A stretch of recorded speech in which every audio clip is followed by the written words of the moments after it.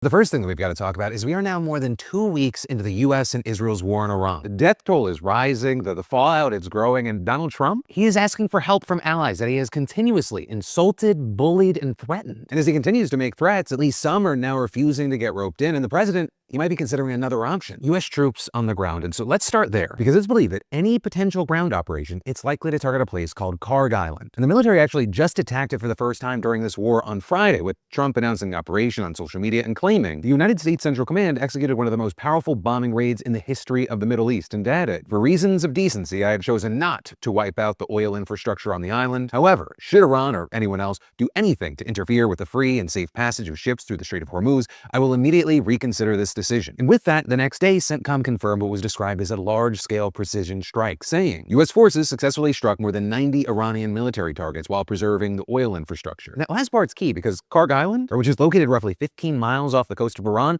it is home to facilities that export 90% of the country's oil. So taking out that infrastructure, it would be a massive blow to the regime there. But it would also very likely throw the markets into even more chaos. It could cripple whatever hypothetical new government would take power, if that's a thing that actually happens. And it would make it harder for the U.S. to benefit from Iran's oil in a Venezuela-style scenario that Trump has reportedly pushed for. But with all that, you still had Trump telling NBC on Saturday that the strikes there had totally demolished most of the island and that the U.S. may hit it a few more times just for fun. But you then also had a senior White House official telling Axios, no one should read into anything more than what the president announced, and that the president has made no decisions on Carg Island. But that official also said that could change if the effort to clear the strait drags on, saying the president is not going to wait around and let the Iranians dictate the pace of the conflict. And so with that, we're now seeing reports that Trump is seriously considering trying to seize Carg Island. And he's reportedly drawn to this idea because it would constitute a, quote, economic knockout of the regime, essentially defunding the Iranian government without all the downsides of destroying the oil infrastructure there. But of course, there are still downsides. One, the move would require U.S. boots on the ground there. Two, we could still push Iran to launch even more aggressive strikes against oil facilities and pipelines across the region,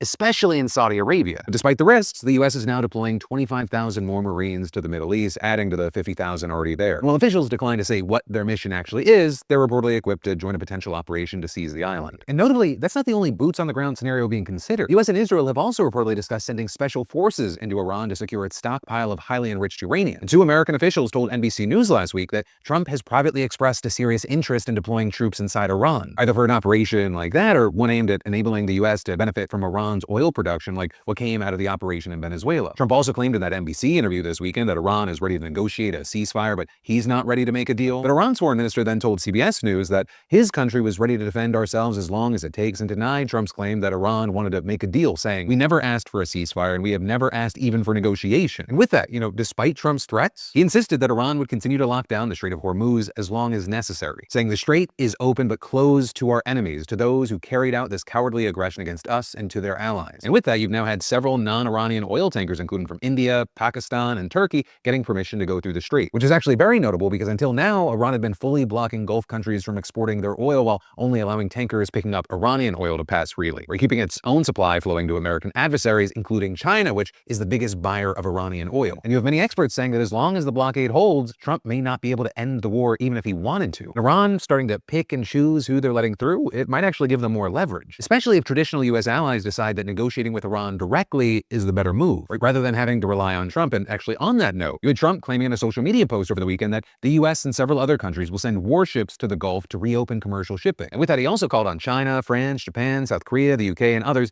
to send ships so that the Hormuz Strait will no longer be a threat by a nation that has been totally decapitated. And adding, in the meantime, the United States will be bombing the hell out of the shoreline and continually shooting Iranian boats and ships out of the water. One way or the other, we will soon get the Hormuz Strait open, safe, and free. With the men following up a few hours later saying, the countries of the world that receive oil through the Hormuz Strait must take care of that passage, and we will help a lot. The U.S. will also coordinate with those countries so that everything goes quickly, smoothly, and well. It should have always been a team effort, and now it will be. It will bring the world together toward harmony, security, and everlasting peace. But then you had Trump demanding that NATO countries help the U.S. secure the strait, while telling the Financial Times it will be very bad for the future of NATO if they refuse. Words that were seen by many as a threat. And with that, while he claimed that he was getting a good response, so far, at least as of me recording this, no country is publicly committed. And in fact, some have outright rejected the idea. Right, with Germany's defense minister, for example, saying, "This is not our war. We did not start it." What does Donald Trump expect from from, say, a handful or two of European frigates in the Strait of Hormuz. He needs them to achieve what the mighty US Navy cannot manage on its own there? Is that it? That's the question I'm asking myself. You also had a spokesperson for the government confirming that there would be no German involvement and pointing out that Trump started this war without them, saying, "I would also like to remind you that the US and Israel did not consult us before the war and that Washington explicitly stated at the start of the war that European assistance was neither necessary nor desired." Now, with all that said, the UK is apparently considering sending ships and mine-hunting drones to help out. We also had Prime Minister Keir Starmer saying that he urged a swift resolution to the conflict and insisted that his country would not be drawn into wider war. And while France has previously said that it would be willing to escort once the security situation stabilizes, that just doesn't seem to be the case yet. And you've actually had the country, along with Italy, asking to talk with Iran about allowing their ships to pass through the strait, which shows that, some countries are looking for ways to protect their shipping and their energy without Trump. But also, of course, in the meantime, the war just continues. Overall, more than 2,100 people have reportedly been killed so far, including 1,300 Iranian civilians, 850 people in Lebanon,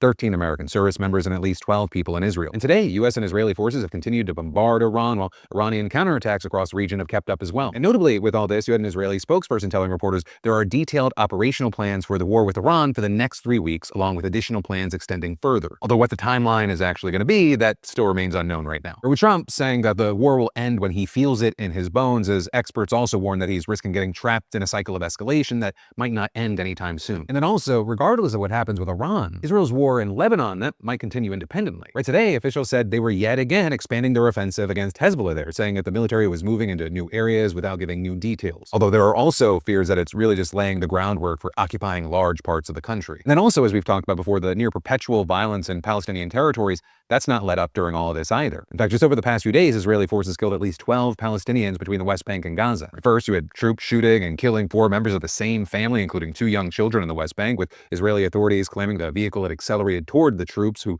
feared for their safety and opened fire. And then in Gaza, an airstrike killed 8 police officers affiliated with the Hamas-controlled government, according to the Gazan Interior Ministry. And then, while the growing fallout with Trump's war in Iran, it continues to take lives, the war inside of his own party is growing as well. And when I say that it's gotten messier, it even involves Trump weighing in on micro-penis allegations, with the 2 main players there being Megyn Kelly and Mark Levin. Right? Megyn Kelly is a former Fox News host or an independent conservative commentator who really wanted to share that she cares about the nuance in the definition of pedophile. And then Mark Levin, he's a conservative radio host and Fox News host, and Trump actually appointed him to Homeland Security Advisory Council last year. But Mark and Megyn, they have very different ideas about this war. Right? Megyn's been very critical of it, saying that we are fighting this war for Israel, that U.S. troops are dying for foreign interests. Right? Mark, on the first day of the war, he praised Trump and our, quote, wonderful Israeli allies for fighting a righteous and monumentally important battle for freedom, security, and humanity. And while notably, this is not the first issue they've clashed on, things really took a turn over the weekend when Mark took issue with some of the content that Megyn was reposting, right? Including one tweet claiming that the man who attacked a Michigan synagogue had lost family members in a recent Israeli attack in Lebanon. And just for context's sake, the New York Times has since backed that up, saying that the man's brother was a Hezbollah commander killed in an airstrike, and 3 other relatives were reportedly killed in the attack as well. But Mark, he was not happy about Megyn's choice to retweet that. And so he shared a post condemning Megyn, claiming that she was using her platform to imply that the Michigan attack was excusable or justified, rather than calling her evil, diabolical, and gone, to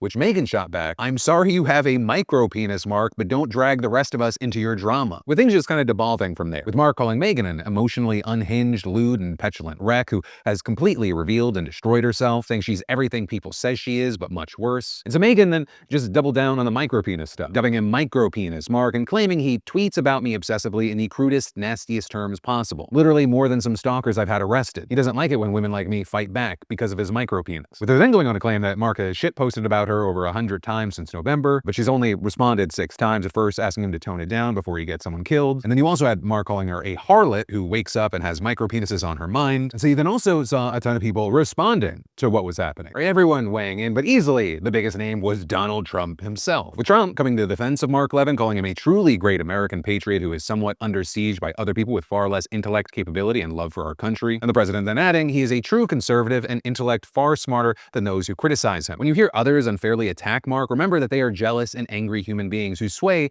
is much less than the public understands, and will, now that they know where I stand, rapidly diminish. Those people that speak ill of Mark will quickly fall by the wayside, as do the people whose ideas, policies, and footings are not sound. They are not MAGA. I am, and MAGA includes not allowing Iran, a sick, demented, and violent terrorist regime, to have a nuclear weapon to blow up the United States States of America. And so Mark then thanked Trump for the post, saying that he was humbled and honored by the message. But then you had Megyn seemingly not believing that it was an authentic message, writing that micro-penis Mark is such a small man, he had to go beg the president for a pat on the head in the middle of a war to make himself feel better about, well, you know, just like all feckless weakling bullies, Micro can dish it out, but he can't take it. He ran crying to daddy. And while Mark has denied asking Trump to make that post, regardless, that post itself has generated then a lot of reactions. Because it showed Trump weighing in on the MAGA civil war and acknowledging the power that he has in it. Yes, it seems like it's about Mark and Megyn, but it's really more than that. He's trying to send a message to anyone that dares oppose anything that he does. And notably, it's not like it's the only time Trump has done this recently. Just over a week ago, he slammed Tucker Carlson, who's been a focal point of the MAGA civil war and a critic of the war in Iran, with Trump telling an ABC News reporter that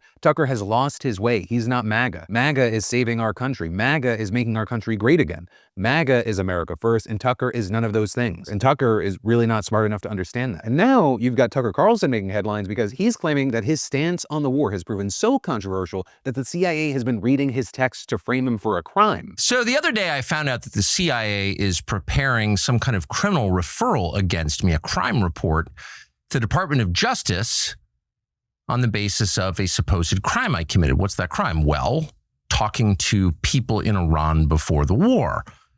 They read my texts. So the crime under consideration apparently would be the Foreign Agent Act or something like that, acting as an agent of a foreign power. Now he didn't provide any evidence to prove that there is an investigation or pending charges, but he did deny that he is an agent of a foreign power, and he suggested that any alleged investigation into him would be politically motivated. Countries tend to become more authoritarian in wartime. It's just the nature of war. There's much less tolerance for any kind of dissent in the homeland. While there were then a lot of different reactions to that, there was also a lot of support for him, including from Candace Owens, saying that if they come for Tucker, we ride at dawn. Really nothing else to say here. But for now, that is where we are, and this is going to continue to be an area that we should watch. We're to see how Trump's words affect the MAGA infighting here. Where these aren't politicians, so him condemning a personality, does that actually affect their livelihood or their audience? Or, are the people that are watching those personalities that are willing to call the president out different from those that would, support Levin and Trump kind of unconditionally? And then kind of in respect to that, is he losing more and more of his base, even if it's kind of like slow and incremental? If you've had book a doctor on your mental to-do list so long it's basically paying rent, this is your sign. Dental cleaning, annual checkup, that weird thing that you're calling probably nothing. All of it. And that's why today's sponsor, Zocdoc, is actually useful and ridiculously easy to use. Zocdoc's a free app and website that helps you find and book high-quality in-network doctors so you can find someone you love. No call-in offices, no hold music that activates your fight or flight. You can search by what's going on or who you need. Primary care, dentist, derm, eye doctor, the whole lineup. And you can choose the format. Go in person or do a video visit from your couch like a responsible adult. Plus, you get verified patient reviews, so you're not picking a doctor the way you pick a random Uber. It shows real appointment times you can book instantly, and a lot of the time you can get in fast, even same day. And I've actually personally used Zocdoc. I continue to use it, and it was so quick, I don't have the time to make excuses. So stop putting off those doctor's appointments. Scan that QR code or go to Zocdoc.com/Phil to find and instantly book a top-rated doctor today. That's ZocDoc.com/Phil. That's ZocDoc.com/Phil. Zocdoc.com/Phil. This message is sponsored by Zocdoc. But then, getting back into the news, let's talk about Trump and his lackeys just going censorship crazy. Because over the weekend, FCC Chair Brendan Carr threatened to revoke the licenses from broadcasters that the agency deems as fake news or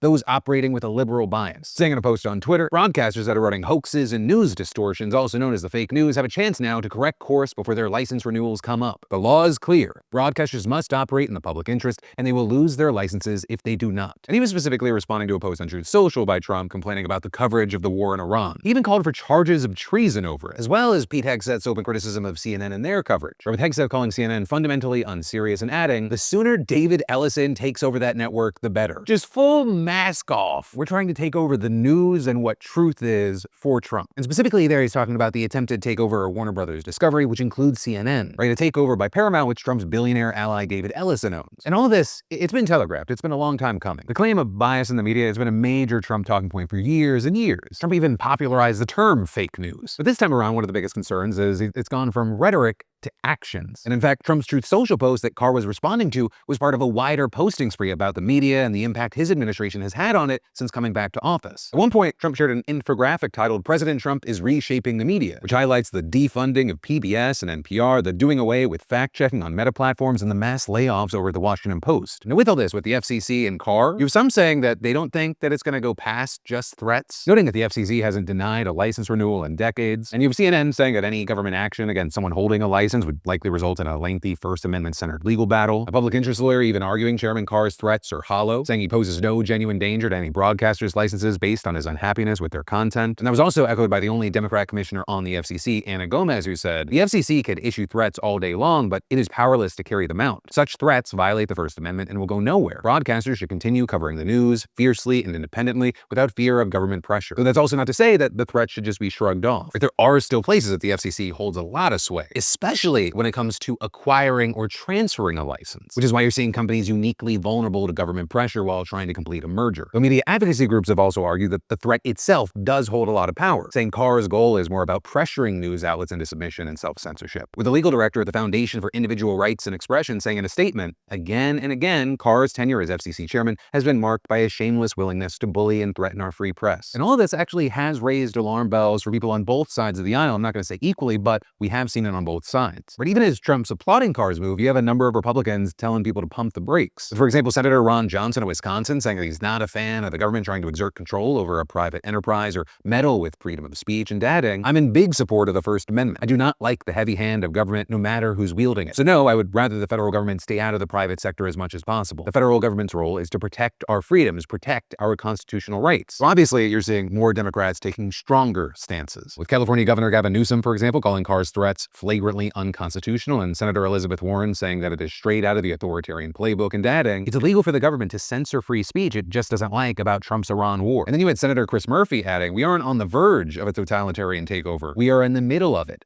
Act like it." Right? So it seems like with every insane or just even out-of-pocket choice that the Trump administration is making, they're pushing even their allies in Congress further and further away. But then also with all of this, we've got to talk about how 1 in 8 members of Congress are not going to run for their seat again. They're just leaving it. That is the second highest number in the last century. And 60% of them are Republicans, which is a record for their party. You know, when the people in power, they are running for the exits at a record pace in a way that we haven't seen for a generation. It tells you, yes, the state of things right now, but also it lets you know what they think is going to happen in November. But according to NPR's tracker, 13 senators and 56 House members are either retiring or running for a different office, with 3 of those senators running for governor, but they'll only resign if they win, or their seats aren't up this year, so if they lose, they can stay put. But if all 3 leave, 2026 would tie 1996 for the most Senate retirements ever recorded. And the combined total across both chambers, it's 69. That's just 3 short of the all-time record of 72 that was set in 1992. And again, the Republican side of this, it really stands out. Though to a certain degree, it does follow a trend, where the president's party tends to see more retirements ahead of the midterms because their party loses more often during the midterms. In 2018, during Trump's first term, 34 House Republicans chose not to run, which is nearly double the 18 Democrats who leapt ahead of the blue wave that flipped the House. And then under Biden in 2022, it was almost the mirror image. 31 Democrats retired compared to 18 Republicans before the GOP takeover. And you know, a lot of these Republicans, they're looking at the same polling that you are, and they're making calculations about November, which then brings us to the reasoning, which is kind of more of a mixed bag. Some aren't just leaving politics, right? They're running for other office. 15 are running for governor. 16 are trying to move from the House to the Senate. And 1 rep's running for Texas Attorney General. But a majority, 37 of the 69 departees, they're just leaving politics entirely. Now, age, that's a big part of it. Nearly half the members in their 80s are heading out, including former House Speaker Nancy Pelosi and former Senate Majority Leader Mitch McConnell. Though that also means that half of the 80-plus crowd, they're staying. They're loving politics. And that includes 3 who will be in their 90s by the end of the year. You then also have others who aren't quite that old saying, you know, it's time to pass the torch, some citing health or family, others putting it more bluntly, saying that the job just sucks. And you have all of this as you have experts saying this is part of a deeper trend. Increasing partisan gridlock, polarization, safety threats, and an environment that's become genuinely toxic for anyone trying to govern rather than perform. And for Republicans specifically, obviously, Trump is a huge part of the equation, but also in the opposite direction of last time. In 2024, he was a big part of the resurgence, right? This big energy. A lot of Republicans, they rode those coattails to victory. But now with Trump's approval cratering, right, the gravitational pulls going in the opposite direction. But I do also want to stress, it's not just because Trump is unpopular. It's also that distancing yourself from Trump it's almost pretty much just as dangerous. A good chunk of these departing Republican lawmakers, they have publicly broken with the president. And so that includes moderates who refuse to fall in line and former MAGA loyalists like Marjorie Taylor Greene. And so you have many feeling like, okay, I'm just stuck. You can stay close to Trump, but then you lose the independents. Or maybe you break from him and then you lose the base. And so a lot of Republicans are doing the calculus and they're like, okay, I'm just out, I'm done. And then also there's the whole redistricting mess, right? Trump pushed several red states into unprecedented mid-decade map redraws to gain more Republican seats. Then also blue states countered, and now you have some members sitting in districts that they barely recognize or don't think they can win. And so with all of this, even though, there is a lot of distance from now till November, a lot of this is looking really good for the Democrats. Right? Incumbents, whether Republican or Democrat, there is usually an inherent advantage there. Name recognition, institutional fundraising, established networks. It's open seats, they're easier to flip. And so then there's also this compounding effect. As one political scientist explained it, it creates a little bit of a self-fulfilling prophecy. The exits themselves also make the losses more likely. And to quickly add a personal note to this, I think part of this is kind of why